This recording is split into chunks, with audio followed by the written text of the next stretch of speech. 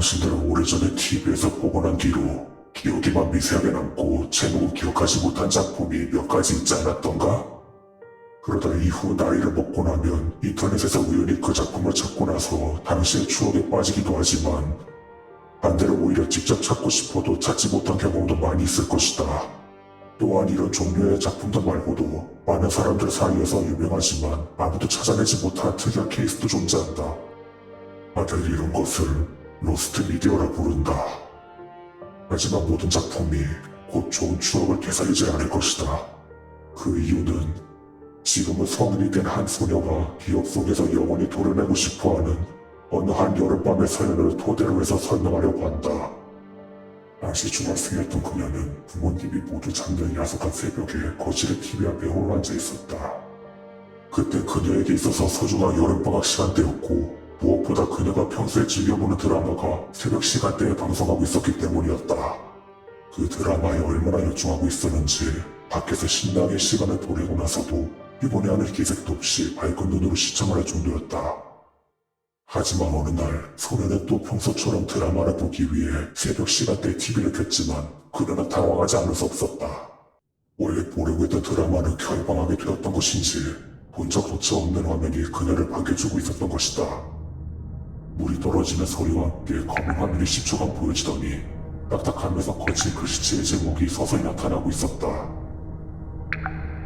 서기사노하시. 친숙함이 하나 느껴지지 않는 제목에 소녀는 왠지 모를 위화감을 느꼈고 왠지 기분이 나빴지만 아무 말 없이 계속해서 지켜보았다. 제목은 서서히 사라지고서 검은 화면이 되었고 이후 화장실처럼 보이는 배경이 서서히 나타나고 있었다. 아주 길고 넓은 복도 형태에 양옆에는 수많은 변기칸들이 길게 줄줄이 나열되어 있는 구조의 화장실이었다. 하지만 한편으로는 정말 화장실이 만든 곳인지 알 수 없었다.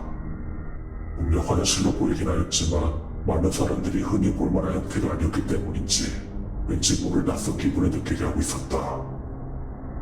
그렇게 별다른 특별한 묘사도 없이 끝도 없어 보이는 배경을 보여주더니 이후 여학생 3명이 화면에 잡혔다.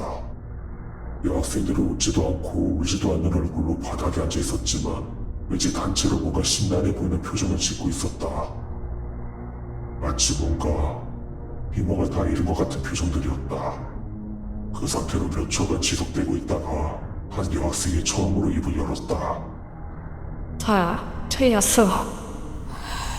그러고서 숨을 서서히 헐떡이더니 갑자기 날카로운 비밀소리를 지르면서 절규하는 표정이 온 화면에 메꾸고 있었다. 흘러나온 여학생이 비명소리를 듣는 순간부터 이유 모르게 거실의 무기를 얼려버리는 듯한 기분이 들었다. 그러다 그 여학생은 그것을 신호탄으로 삼은 듯이 갑자기 자신의 머리를 바닥 쪽으로 향하게끔 하더니 그대로 바닥을 향해 머리를 세게 내리박았다. 두개골이 으깨지는 적나라한 소리와 함께 그 여학생은 피를 흘리면서 곧바로 그 자리에서 죽었다. 소년의 이를 보자마자 순간적으로 비명을 지를 뻔하였다가 참았지만 온 장면이 너무 충격적이었던 나머지 가족이 잠에서 깼는지 확인할 겨를조차 느끼지 못하였다. 하지만 이후 더더욱 예상하지 못한 것은 이를 본 두 여학생의 반응이었다.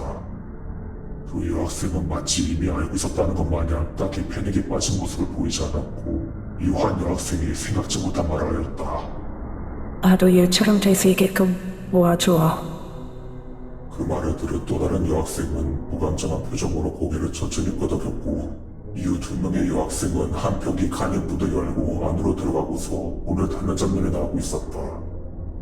이후 아무 소리도 나지 않았고 그 여학생이 들어간 화장실 칸에 닫힌 문만 계속 보여졌다. 그러다 몇 초 뒤 두 여학생이 들어간 칸의 자리에서 물이 서서히 흘러나오는 장면이 보여지고 있었고 그 이후엔 닫혀있던 문이 서서히 열리고 있었다. 그러고 화장실 칸의 내부를 확인한 소녀는 충격받지 않을 수 없었다. 한 여학생이 다른 여학생의 머리를 변기에 넣은 상태에서 흡사시키고 있었기 때문이다. 난 도대체 무슨 방송을... 소녀가 속으로 말하였다. 변기에 머리를 넣은 여학생은 서서히 움직임이 없어지더니 그대로 익사당했다는 것을 보여주듯이 더 이상 움직이지 않았다. 그리고 마지막으로 남은 여학생은 서서히 일어나더니 정면을 뻔히 쳐다보기 시작하였다. 소녀는 즉시 TV 속의 여학생과 눈싸움을 하는 것처럼 흔들리는 눈동자로 뻔히 쳐다보았다. 여학생은 마치 TV 밖의 소녀를 무시하고 있는 것 같았고 마치 실성이라도 한 듯이 소름 돋는 미소를 서서히 짓고 있었다. 이후 소리 없는 화면은 몇 초 동안 지속되고 있더니 드디어 여학생이 입을 열었다. 그녀에게 어울리지 않는 굵고 선택한 목소리로 말하였다. 도와줬거지. 소녀는 곧바로 리모컨을 집어들어 TV를 꺼버렸다. TV를 끄고서 순간적으로 멍 때리는 사람처럼 굳어 있었던 그녀는 천천히 소파에 주저앉아 숨을 헐떡였다. 그러고 도대체 뭘 본 것이고 그것이 왜 새벽 시간대에 방송했던 것인지에 대해 생각하였지만 오히려 이해를 하면 할수록 왠지 모를 공포감이 그녀를 애웠었다. 그 일이 생겨난 다음 날 소녀는 자신이 원래 보려고 했던 드라마가 방송되는 채널의 편성표를 살펴보았지만 기이하게도 편성표에서는 드라마가 결방된다는 내용은 눈 씻고서도 찾을 수 없었다. 이에 이해함을 느낀 그녀는 자신이 봤던 그 끔찍한 방송에 대해서 찾아보기 위해 제목을 떠올리려고 하였지만 오히려 그때에는 기억하고 싶지 않았던 자신의 감정 때문이었는지 제목이 무엇이었는지 기억할 수가 없었다.